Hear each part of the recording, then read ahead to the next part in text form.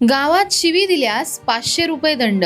कोळगावच्या महिला ग्रामसभेत ऐतिहासिक निर्णय. फक्त एक शिवी दिली की खिशातून 500 रुपये गायब. हो, हे खरंय.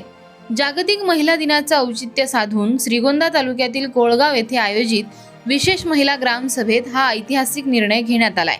गावातील सार्वजनिक ठिकाणी किंवा वैयक्तिक वादात आई बहिणीचा उद्धार करून शिवीगाळ करणाऱ्यांना आळा घालण्यासाठी महिलांनी हा पुढाकार घेतला आहे. जो कोणी शिवी देईल त्या व्यक्तीला 500 रुपये दंड करण्याचा ठरावच ग्रामसभेत घेण्यात आलाय. कोळगावमधील महिलांनी गावच्या सामाजिक शिस्तीसाठी अत्यंत धाडसी आणि कौतुकास्पद निर्णय घेतले आहेत. यावेळी कोळगावचे लोकनियुक्त सरपंच पुरुषोत्तम लगड यांनी या निर्णयाचं स्वागत केलंय. काल 8 मार्च जागतिक महिला दिन या निमित्ताने ग्रामसभा महिलांची त्या ठिकाणी घेतली कोळगावला. यावेळेस अनेक विषय महिला सबलीकरणाच्या संदर्भात झाले. महिलांनी एक विषय त्यामध्ये मुद्दा मांडला की बाबा कोळगावमध्ये महिलांना शिवी देणाऱ्यांना आपण काय करणार, कारण आपली कुणीतरी आई असते, बहीण असते आणि आपण महिलेच्या पोटी जन्म घेतो आणि प्रत्येक वेळेस काही झालं की आपण त्या महिलेला शिवी देतो. याच्यामध्ये हा विषय आल्यानंतर सगळ्या महिलांनी आम्हाला विनंती केली की तुम्ही याच्यामध्ये ठराव घ्या आणि जो शिवी देईल त्याचा प्रूफ येईल, व्हिडिओ येईल, त्याला 500 रुपये दंड ग्रामपंचायतने आकारा.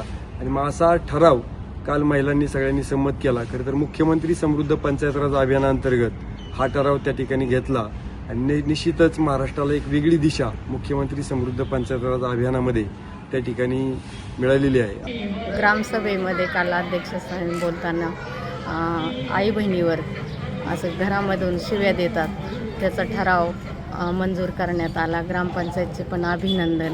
तसंच महिलांच्या सर्वानुमते ठराव मंजूर करण्यात आला. त्याचबरोबर कोळगाव ग्रामसभेने इतरही महत्त्वाचे निर्णय घेतलेत.